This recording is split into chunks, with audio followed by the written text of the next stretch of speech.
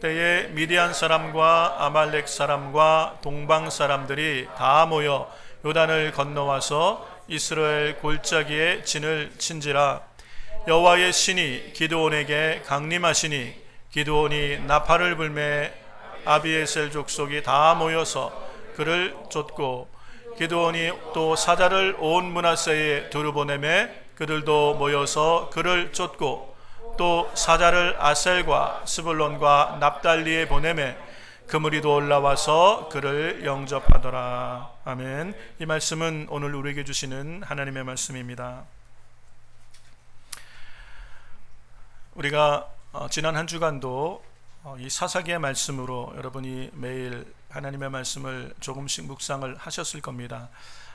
이 사사기 말씀을 요즘 묵상하면서 이 사사기 말씀이 참 은혜가 많이 되죠.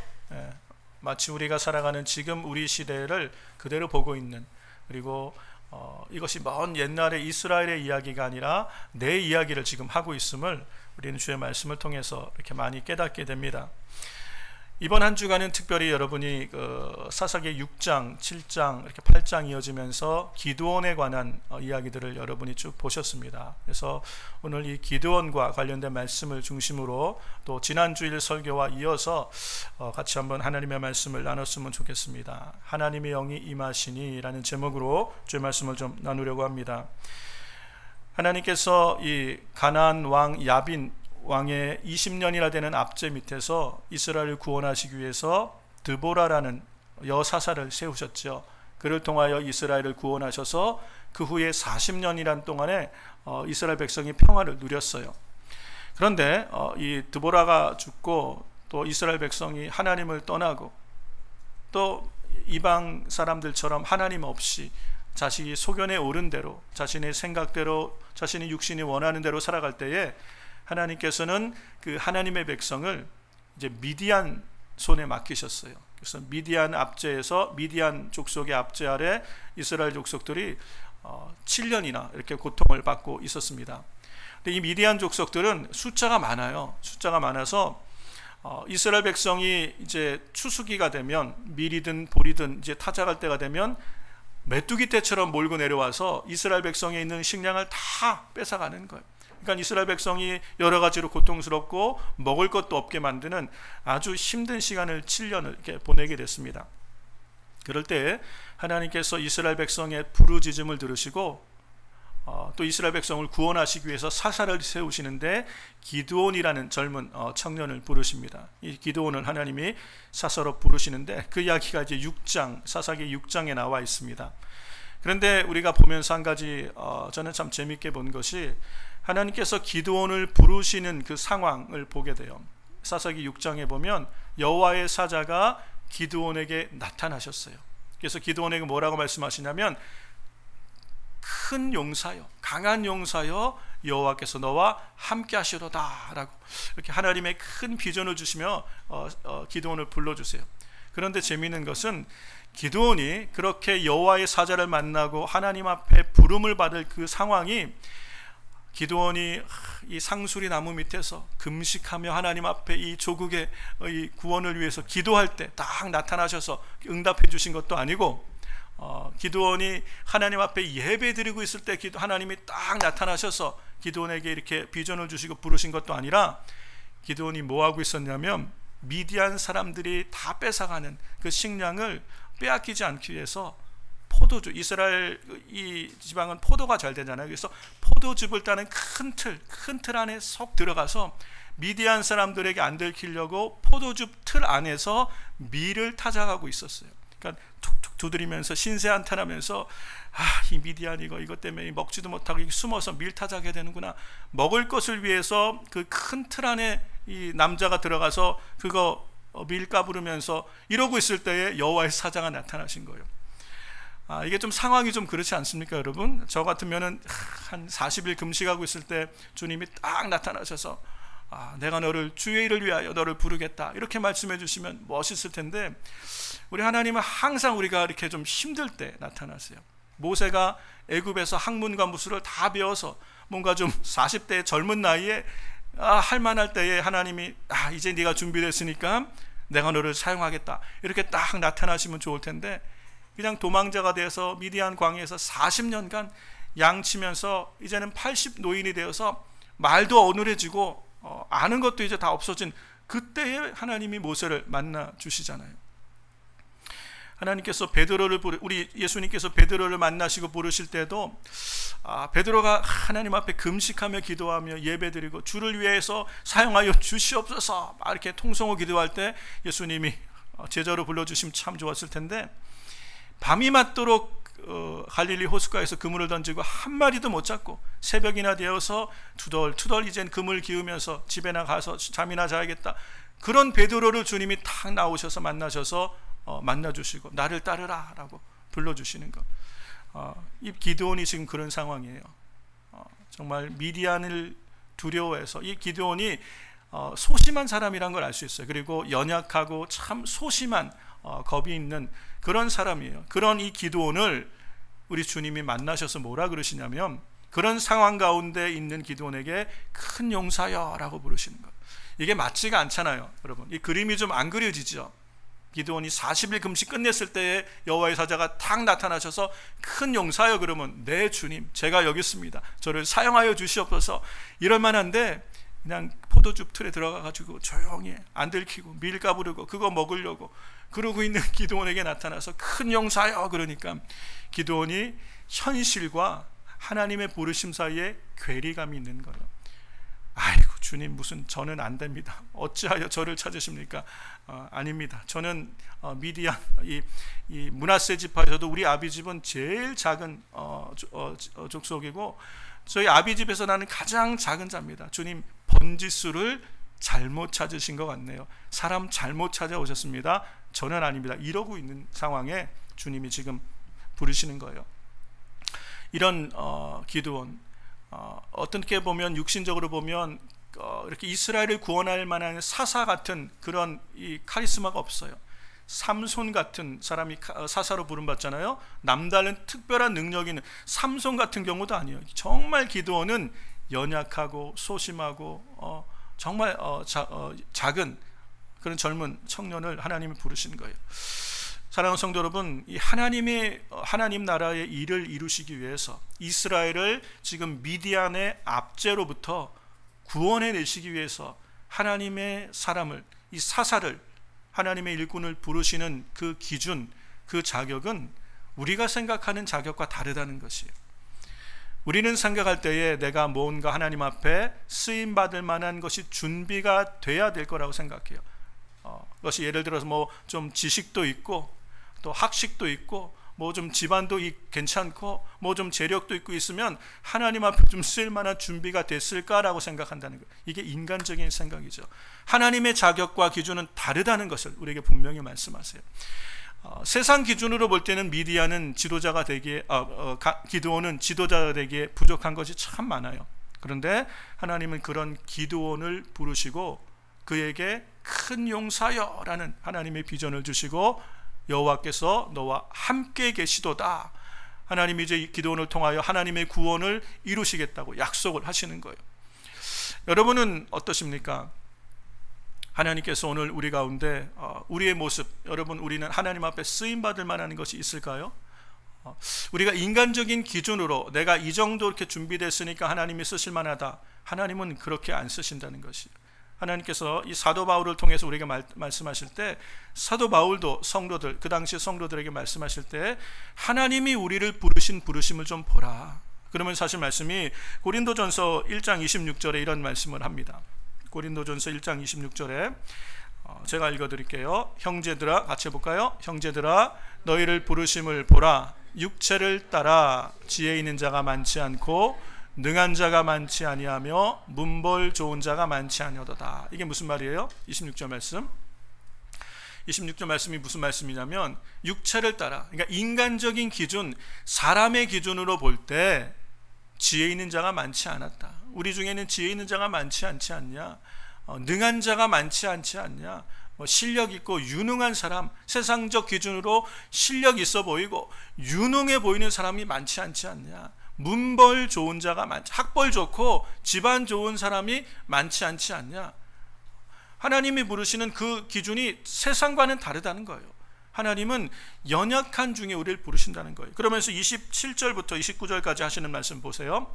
그러나 하나님께서 세상에 미련한 것들을 택하사 지혜 있는 자들을 부끄럽게 하려 하시고 세상에 약한 것들을 택하사 강한 것들을 부끄럽게 하려 하시며 하나님께서 세상에 천한 것들과 멸시받는 것들과 없는 것들을 택하사 있는 것들을 폐하려 하시나니 29절 그 이유가 나와 있죠. 이는 아무 육체라도 하나님 앞에서 자랑하지 못하게 하려 하심이라.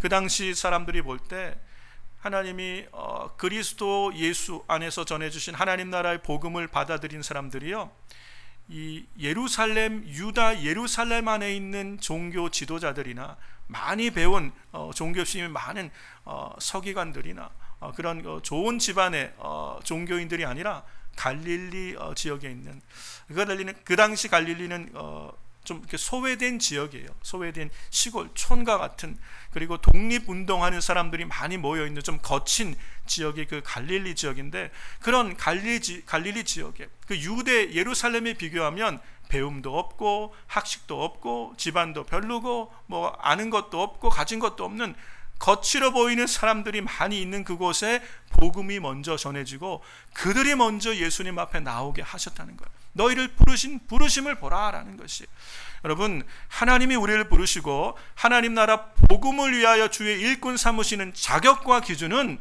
세상 기준과 다르다는 거예요. 예수님의 12 제자를 면밀히 보아도 세상에 자랑하고 내세울 만한 그런 자격을 가지는 사람들을 부르신 것이 아니라는 것이에요. 갈릴리에서 업으로 고기 낳고 있던 사람들 중에 제자된 사람들이 많아요.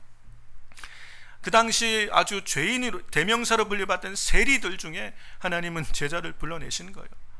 하나님의 기준과 자격은 다르다는 거예요.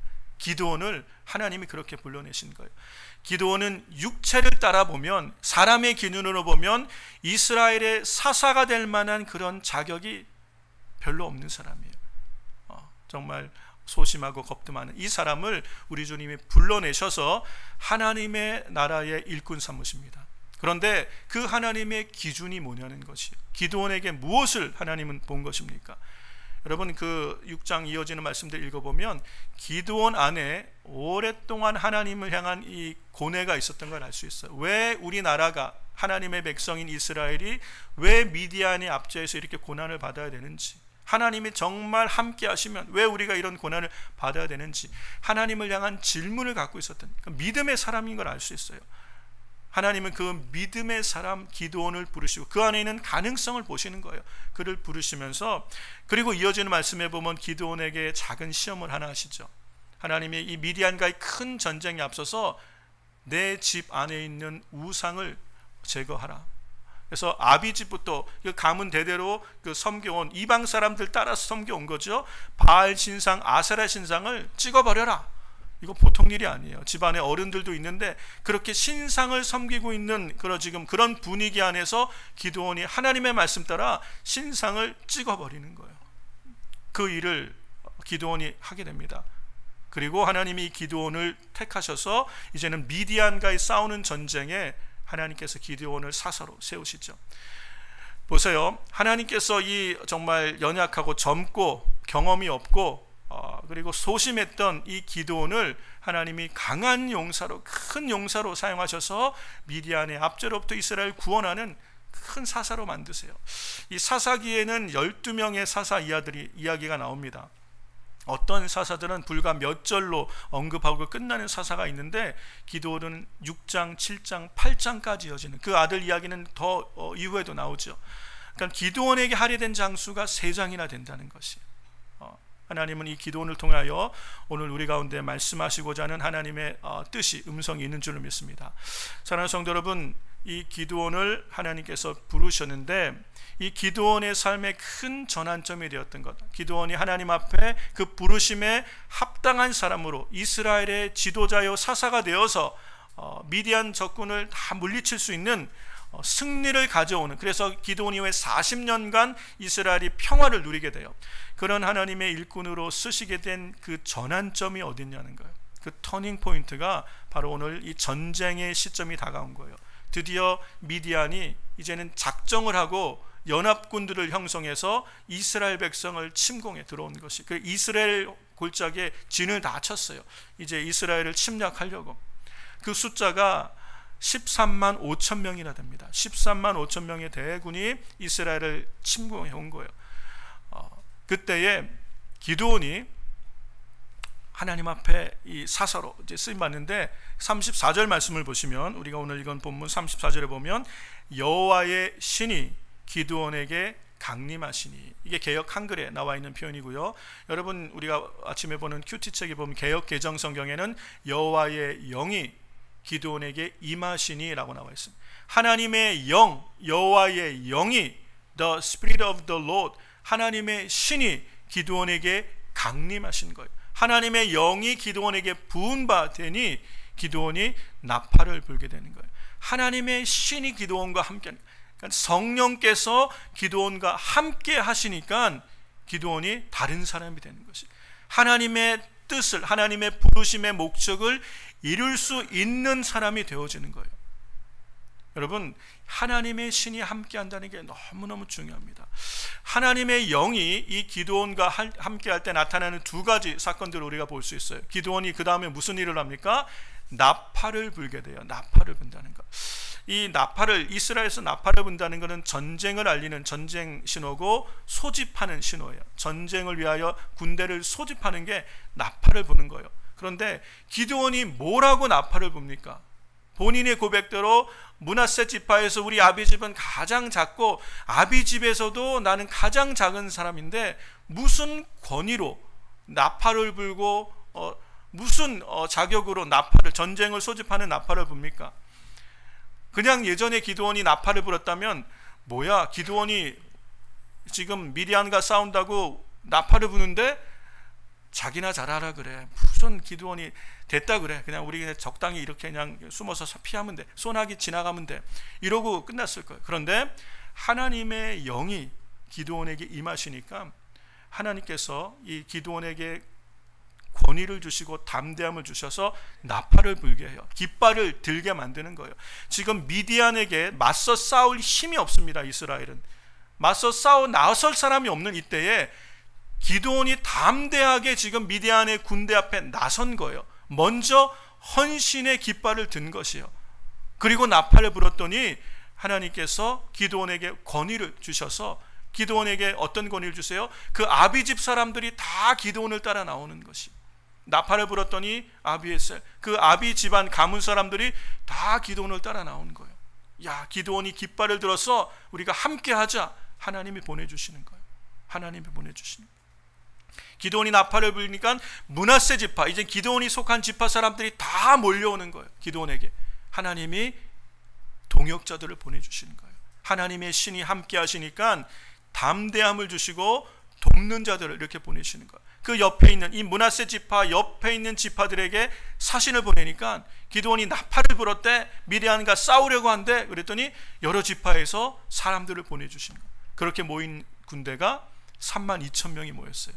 3만 2천 명이 모여서 이제는 13만 5천 명의 미디안 군인과 싸운다고 모인 거예요. 이게 어떻게 가능한 일이에요? 하나님의 신이 기드온에게 임하시니, 하나님의 성령이 기드온에게 임하시니 기드온이 담대함을 갖게 되는 것이에요. 사랑하는 성도 여러분, 우리가 이 신앙생활 하는 것, 우리가 정말 이 사사시대 같은 시대를 살고 있어요. 하나님을 두려워하는 마음이 없는 이 시대에 하나님을 경외하며 믿음으로 산다는 것은요, 정말 쉽지 않은 그런 시대예요. 그런 이 시대를 하나님의 사람으로 하나님의 뜻을 이루며 우리 육신의 삶엔 더 가치 있는 믿음의 삶을 살아가며 사람을 살려내는, 구원해내는 이 일을 하기 위해서는 용기가 필요해요. 그런데 여러분, 우리 안에는 마음은, 머리로는 어떻게 살아야 되는지 이해가 되지만 삶으로 그렇게 살아낼 때는 우리에게는 대가를 지불해야 될 것이 많잖아요. 그러므로 용기가 필요해요. 그런데 사실 우리 안에는 그런 용기가 많지가 않아요. 그냥 세상 이렇게 힘든데 그냥 적당히 살자. 지금 미디안의 군대가 이렇게 많이 모여 있는데 괜히 맞선다고 나대지 말고 그냥 숨어서 소나기 지나가게 하자. 그리고 적당히 그렇게 타협한 지파들도 있을 거예요. 그러니까 모든 지파가 지금 이 기드온의 나팔에 응답한 것이 아니에요. 사랑하는 성도 여러분, 우리는 얼마든지 이 시대를 살아가면서 굳이 우리가 이렇게 힘들게 신앙생활 안 해도 되지, 그냥 지금 시국이 이런 시국인데 적당히 하려고 하는 유혹이 우리 안에 얼마든지 있을 수 있어요. 그러면 우리는 그냥 그렇게 쉽게 타협하기가 참 쉬워요. 우리가 어떻게 살아야 되는지도 알고 무엇이 하나님을 기쁘게 하는 것도 알지만 그렇게 살아가기 위해서는 대가를 지불해야 되는데 그게 너무 힘든 거예요. 그리고 세상에 즐겁고 재밌는 게 얼마나 많아요. 그거 다 포기하고 믿음으로 산다는 거 쉽지 않습니다. 그런데 그렇게 살 수 있도록 우리를 도우시는 분이 하나님의 성령이신 줄 믿습니다. 여러분, 성령으로 아니면 절대로 신앙생활 할 수 없어요. 여러분, 하나님의 신이 임하셔야, 하나님의 영이 기드온에게 임할 때 기드온이 담대함으로, 그 소심했던 사람, 그 연약했던 기드온이 담대함으로 나팔을 불고 대적을 맞설 수 있는 용기의 사람이 되었던 것처럼, 여러분, 우리에게 성령이 함께 계셔야 여러분 신앙생활을 할 수 있는 거예요. 하나님께서 쓰실 수 없는 사람이 있어요. 하나님이 절대 함께하지 않는 사람. 그걸 어떻게 알 수 있냐면, 기드온이 나팔을 부니까 모인 군대가 32,000명이 모였잖아요. 그렇죠? 우리가 볼 때는 13만 5천이나 되는 미디안 연합군을 대항하여 싸우기에는 32,000은 너무 작죠. 그런데 하나님은 뭐라고 말씀하시냐면, 모인 사람들이 너무 많다, 돌려보내라 그러시는 거예요.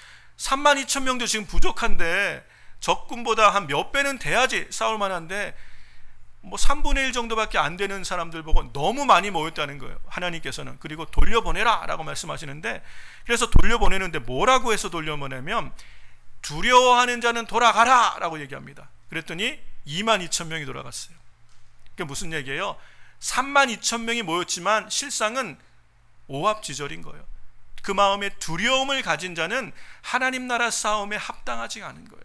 여러분, 우리 안에 염려와 이 두려움과 불평이 있으면요, 오히려 이것이 믿음의 사람들의 발목을 잡을 수가 있어요.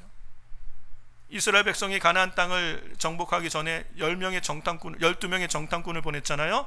그때 10명이 돌아와서 하는 얘기가, 우리는 그들의 밥이다, 그들은 거인 같고 우리는 들어가면 반드시 패한다. 이 부정적인 이야기라니까 두려운 거예요. 싸워서 대가를 지불하고 서는 믿음의 선한 싸움을 싸우려니 두려우니까 못한다. 우리는 그들 눈에 밥이다, 메뚜기다. 우리는 메뚜기다.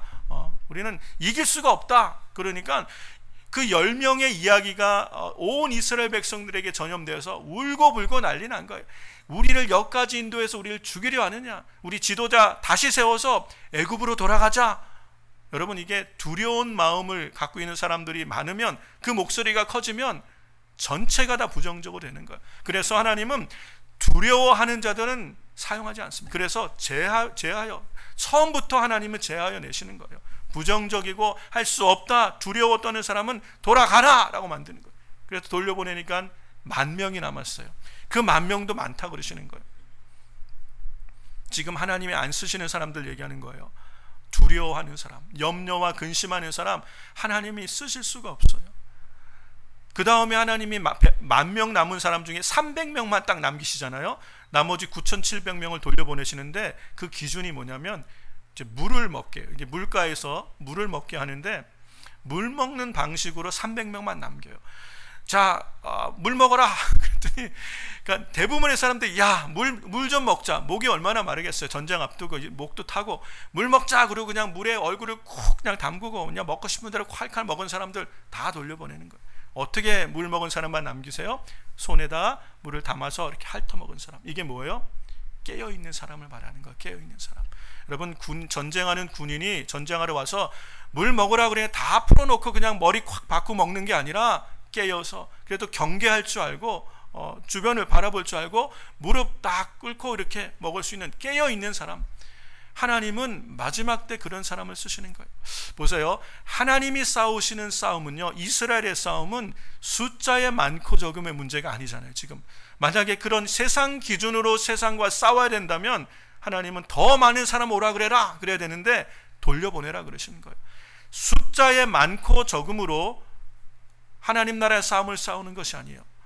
그리고 우리 안에 있는 힘과 능력으로 하나님 나라의 싸움을 싸우는 것도 아니에요. 하나님은 믿음의 사람을 찾으시는 거예요. 하나님의 말씀 앞에 담대하여 순종의 걸음을 뛸 수 있는 사람이 필요하신 거예요. 그는 몇 명이든 상관이 없는 거예요. 300이면 족한 것이에요. 하나님을 신뢰할 수 있는 사람, 믿음의 걸음을 옮길 수 있는 사람, 준비되어서 깨어 있을 수 있는 이 사람, 하나님은 이 사람을 사용하시는데 그 300으로 13만 5천 명을 다 무찔러 버리죠. 그런데 놀라운 것은 그들을 싸우는데 13만 5천 명이 지금 진을 치고 있는 이 진영에 300명이 뛰어들어갔는데 전쟁을 했는데 한 사람도 안 죽었어요. 한 명도 머리털도 안 상한 것 같아요. 그 다음 날까지 계속 전쟁하는데 300명이 계속 있는 거예요. 만약에 뭐 한 50명이 죽었으면 그 남은 250명이 그 남은 자들을 쫓아갔더라 이럴 텐데 여전히 300명이에요. 하나님은 숫자의 많고 적음으로 이기게 하시는 것이 아니라는 것이에요. 이 전쟁은 하나님께 속한 거예요. 사랑하는 성도 여러분, 이 마지막 사사시대 같은 이 시대를 살아가는 우리가 세상 기준으로 세상과 싸워서 이기는 것이 아니에요. 우리의 싸움은 하나님께 있다는 것이에요. 그래서 하나님이 함께 하시면 이기는 싸움이에요. 하나님이 함께 하셔야 돼요. 하나님께서 여러분의 가정에 함께 하셔야 돼요. 그래야 우리 가정과 우리 자녀가 세상을 이기는 거예요. 하나님이 여러분의 일터에 함께 하셔야 되는 거예요. 함께 하셔야 돼요. 하나님 우리 교회에 함께 하셔야 돼요. 숫자가 많아지고 재정이 넉넉해지고 일꾼들이 많아져서 세상을 이기는 게 아니라 하나님의 영이 함께 하셔야 돼요. 성령의 사람들이 세상을 이기는 줄로 믿습니다. 그래서 예수 그리스도 안에서 죄사함 받고 영생에 대한 확신과 구원의 큰 은혜를 경험한 우리가 이 세상을 이제는 믿음으로 더 가치 있는 일, 정말 우리 세상에 우리 삶이 하나님을 기쁘시게 하는 가치 있는 삶을 살기 위해서 영혼 구원과 복음 증거하는 삶을 살기 위해서 결단할 때 그렇게 살아갈 수 있는 힘을 하나님이 주시는 거예요. 사랑하는 성도 여러분, 우리가 하고자만 하면 할 수 있는 능력을 하나님이 주십니다. 그러나 우리가 많은 것을 가지고 있어도 하고자 하지 않으면, 우리 안에 두려움이 있으면 아무것도 못해요. 두려움이 있으면. 여러분, 여러분에게 건강도 있고 여러분에게 지식도 있고 그리고 여러분에게 능력도 있고 여러분에게 재력도 있어도 여러분 안에 두려움이 있다면 하나님은 여러분을 쓰실 수가 없는 거예요. 우리를 쓸 수가 없는 거예요. 그러나 우리가 다 부족해도, 우리가 육신이 연약할지라도, 배움이 적을지라도, 가진 것이 많지 않을지라도, 능력이 약할지라도 하려고 하며 순종할 준비가 됐다면 그 다음은 하나님의 영이 우리와 함께 하셔서 이기는 싸움을 하도록 이끌어 주신다는 거예요. 문제는 하나님의 성령이 함께 하셔야 돼요. 여러분, 신앙생활 성령과 함께 하셔야 돼요. 성령님께서 함께 하셔야 돼요. 그런데 이 마지막 시대, 사사시대처럼 하나님의 영이 운행하지 않는 거예요. 하나님의 신이 떠나신 거예요. 그러면 아무리 하나님의 백성이라고 해도 이방 나라의 종로를 달 수밖에 없는 것이, 오늘날 성령으로 아니면 신앙생활 절대로 하나님을 기쁘시게 하는 삶을 살 수가 없어요. 모태신앙이고, 내가 교회에서 아무리 오래 신앙생활을 하고 내가 어떤 직분을 받아도 하나님의 성령으로 붙들림 받지 않으면 신앙생활 할 수 없는 것이에요. 여러분, 얼마나 세상에 즐거운 것이 많아요. 우리가 어떻게 하나님을 예배해야 되는지, 무엇이 하나님을 기쁘게 하는 것인지 우리가 몰라서 그렇게 못하는 게 아니에요. 알지만 세상 즐거움을 못 이기는 거예요. 세상 즐거움을 못 이기는 거예요. 그래서 우리가 또 타협하고 그렇게 세상 가운데 사니까 하나님 앞에 쓰임받지를 못하는 것이에요. 그런데 우리가 그렇게 세상 즐거움을 끊어내고 우리가 옳게 여기고 가치 있게 여기는 믿음의 삶을 살 수 있도록 우리를 도우시는 분이 성령님이신 줄 믿습니다. 그래서 우리 예수님은 성령께서 너에게 오시기 전까지, 약속하신 성령을 받기까지 예루살렘을 떠나지 마라 라고 주님이 얘기하셨어요. 승천하시면서 제자들에게 당부하시며 주님이 약속하신 성령 기다려라, 성령 받고 그 다음에 너희가 하나님 나라의 일을 해라. 그래서 제자들이 예수님이 승천하신 후에 예루살렘을 떠나지 않고 어디 모여 있어요? 마가의 다락방에 모여서 성령이 오시기를 기도하고 있어요. 불과 며칠이 안 돼서 오순절이 되어서 성령께서 그들 가운데 강림하시니까 그들이 방언도 하고 예언도 하면서 요엘서, 우리가 아까 부르던 찬양 요엘서 2장에 나와 있던 그 예언의 말씀을 성취하신 거예요. 하나님께서는 요엘서를 통하여 요엘서 2장 28절에 앞으로 말세에 하나님의 영을 부어주시겠다고 말씀하셨어요. 이 구약시대에는 기드온이든 아니면 사울 왕이든 하나님의 지도자를 세우실 때에 간헐적으로 성령이 함께 하셨어요. 이건 사역적 성령의 임재예요. 그런데 말세가 된 마지막 날 주의 때가 되면 모든 백성들에게 성령을 부어주시겠다고 약속하신 그 성령이 오순절에 강림하신 것, 이 요엘서의 약속이 나와 있습니다. 그러고 난 후에 내가 모든 사람 위에 내 영을 부어주겠다. 너희 아들들과 딸들이 예언할 것이고 너희 늙은이들은 꿈을 꾸며 너희 젊은이들은 환상을 보게 될 것이다. 이 일이 오순절에 일어나는 것이, 오순절에 성령이 강림하니까 사람들이 난 곳 각국 방언으로 기도하고 말을 하니까 사람들이 술에 취했다라고 얘기를 해요. 그랬더니 베드로가 그렇지가 않다, 선지자 요엘이 한 예언의 이 말씀이 오늘 우리에게 응한 것이다 라고 말씀하죠. 성령 받으니까 베드로가 변했어요. 불과 며칠 전에 어린 소녀가 당신도 예수 믿는 사람이지? 그랬을 때 나는 아니라고, 난 저 사람 모른다고 그렇게 부인했고, 세 번째는 저주하며 나 저 사람 절대 모르고 예수님을 저주하며 부인했던 이 연약한 베드로가 오순절에 성령이 그에게 강림하시니까, 성령의 충만을 받으니까 이 베드로가 변화되어서, 그 베드로가 일어나서 설교를 하니까 3,000명씩 5,000명씩 회개하고 하나님께 돌아오는 것이, 이 능력이 어디에서 오는 거예요? 하나님의 영이 임하시니. 사랑하는 성도 여러분, 우리의 연약함, 우리는 연약합니다. 그렇죠? 우리는 정말 넘어지고 깨어지기 쉬운 질그릇 같은 인생이에요. 이런 우리 연약한 우리가 믿음으로 정말 끝까지 이 험한 세상을 살아간다는 것은 우리의 힘으로는 안 돼요. 그래서 우리 주님은 또 다른 보혜사를 보내주시겠다 약속하시죠. 내가 또 다른 보혜사, 이 보혜사란 말이 곁에서 도우시는 자, 파라클레이토스, 곁에서 도우시는, 우리를 도우시기 위해서 우리의 약함을 아시는 주님이 구원하시고 그 아들의 피로 우리를 구원하시고 자녀 삼아 주신 우리가 세상에서 하나님의 자녀들로 살아가며 하나님을 기쁘시게 하는 믿음의 삶을 살아갈 수 있도록 도우시기 위해서 성령을 보내주셨어요. 성령님께서 우리 가운데 함께 하시는 거예요. 예수님이 내가 영원히 너희와 함께하리라, 너희를 고아처럼 버려두지 아니하리라, 다시 오리라 말씀하신 대로 영이신, 그리스도의 영이신 성령께서 우리 가운데 오셔서 우리를 도우시는 줄로 믿습니다. 그러므로 사랑하는 성도 여러분, 우리가 살아가는 이 시대, 정말 사사시대와 다르지 않은, 다 사람들이 자기 소견에 옳은 대로 내 감정이 중요하고 내 생각이 중요하고 내 이익이 중요하여 그것을 위해 살아가는 이 시대에 하나님을 기쁘시게 하는 믿음의 삶을 살아가기 위해서는 성령으로 충만하셔야 돼요. 성령 받으셔야 돼요. 성령님이 함께 하셔야 돼요. 그래야 우리가 하나님 앞에 담대함을 가질 수 있어요. 성령께서 우리와 함께 하시면 담대함과 확신을 주세요. 확신을 주세요. 이런 어려운 때에 이렇게 다 모여서 예배 드려도 되나? 이 안전한가? 염려와 근심, 이것 때문에 지난 2년 가까이 예배 못 드리세요. 못 드려요. 아직도 예배 자리에 못 나온 분들이 있어요.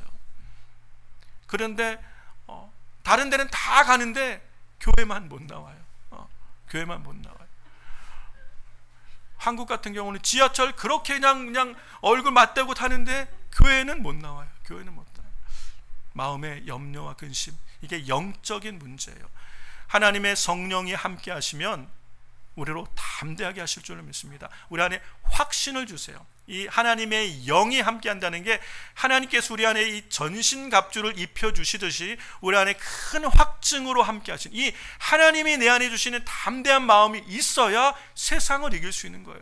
여러분, 어떻게 제정신으로 300명 가지고 13만 5천 명 적진을 향하여 달려갈 수 있겠어요? 이게 제정신으로 할 수 있는 일이 아니잖아요. 그러나 하나님이 함께 하시니까 담대함을 주시는 거예요. 확신을 주시는 거예요. 용기를 주시는 거예요. 그러니까 그 말씀대로 순종하여 갔더니 그들이 자기들끼리 싸우는 거예요. 그리고 다 자기들끼리 싸우고 죽고 300명은 머리도 하나 상하지 않아요. 하나님이 함께 하셔야 승리할 줄로 믿습니다. 사랑하는 성도 여러분, 우리의 가정, 우리의 자녀들, 우리의 일터와 기업, 주의 몸된 교회가 하나님의 성령이 함께 해주셔야 이 험한 세상 믿음으로 승리하게 되는 줄로 믿습니다. 성령 충만을 사모하셔야 돼요. 성령님을 사모하셔야 돼요. 하나님, 우리가 연약합니다. 성령을 주시겠다고 약속하신 대로 오늘 우리의 연약함을 아시는 주님, 우리를 도와주시옵소서. 연약하여 늘 타협하는 우리의 마음을 주님이 아시지 않습니까? 늘 타협하는 우리의 마음에 성령이 새 마음과 새 영을 부어주셔야 돼요. 우리를 새롭게 하셔야 돼요. 그래서 마음을 새롭게 함으로 변화가 될 수 있어야 돼요. 이건 성령께서 함께 하십니다. 사모하고 찾고 구하는 우리에게 성령으로 함께 하실 때 우리의 마음을 새롭게 하시고 우리의 생각을 새롭게 하시고 우리의 의지를 새롭게 하셔서 주를 위하여 깃발을 들고 나팔을 불어 하나님 나라를 위해 싸울 수 있는 하나님 나라 일꾼으로 우리를 새롭게 하시는 분이 성령님이신 줄 믿습니다. 우리가 하나님 나라 믿음의 삶을 살기를 원합니다. 다 그렇죠. 하나님을 기쁘시게 하며 정말 사람을 살리며 생명을 살리는 일을 하고 싶어요. 그런데 그 일에 쓰임받도록 정말 그렇게 우리가 어떠한 어려움이 와도 대가를 지불하고 그렇게 믿음의 걸음을 옮길 수 있도록 우리를 도우시는 성령께서 함께 하실 때 우리가 하나님 앞에 아름답게 쓰임받는 믿음의 삶을 살게 될 줄로 믿습니다.